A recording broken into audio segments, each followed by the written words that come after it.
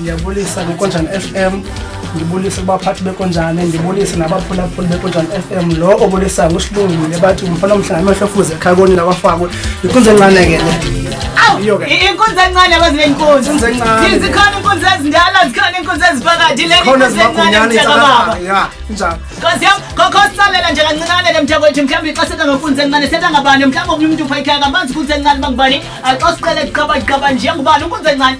Inkunzi encane ngosilungile wasemakhoshuleni umshana wakwafako njalo inkunzi emdaka bathi sibe siyesabeka ngokwamhlanje ngihlala ePort Edward apho sanhlala khona njalo. Kodwa inzalo lephi equngile asekantolo.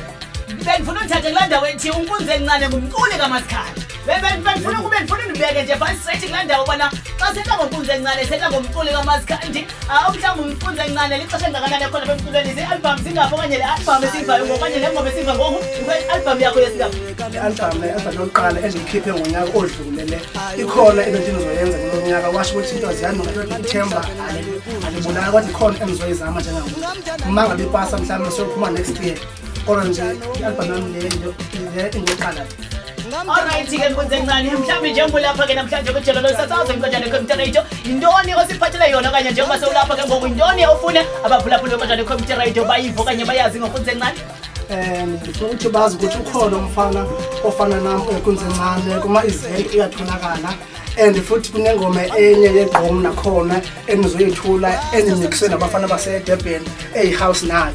So nje ngathi ngumuntu obhizi kakhulu ukuthi nje bangichasa ku-album yami likhona ngoma beyifuna bazoyithola kodwa manje kwenze mistake ndayikhohlwa ekhaya esidini kodwa moyifuna uzoyithola kimi ngizoshina amazami zonke.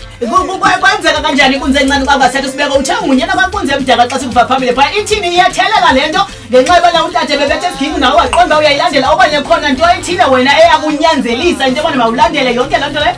No, ngathi ngiqala ngisebenze nayo ngo-2012 ngiyakhela kuma-event amakhulu shuthi ke into phela ama-ears ekhaya iyazingenela yangena-ke namagcina msengifuna igitara kodwa ngishaya isizulu ngoku yangena nagcina msengirekhoda umsebenzi wamaskandi ngoku hayi ba mhlawumbe uyaphoqa awuphoqa kodwa wazi ngingenela kum njengoba nginedlozi kwami. Umuntu wedlozi? Nginedlozi kwami andiyazi vele yadibana ke yonke lento le kodwa ke ndiyavuya into bona khona ibhaqileyo ixelela mna sisobabili kuphela esiyaziyo sithi ndim nawe ngoku singabe siyitshintshe yonke lento sibethe nje la language esingabavesi baconfuse ngayo bangasasiva noba sesithini ke ngoku kube khona lapho ngosebezavele baqhambe impepho nje kuphela bengayazi noba iqale phi yonke le ndaba sivele sibashunqisele nje xa kuphela kasinika mntakwethu ndiyabona kosivise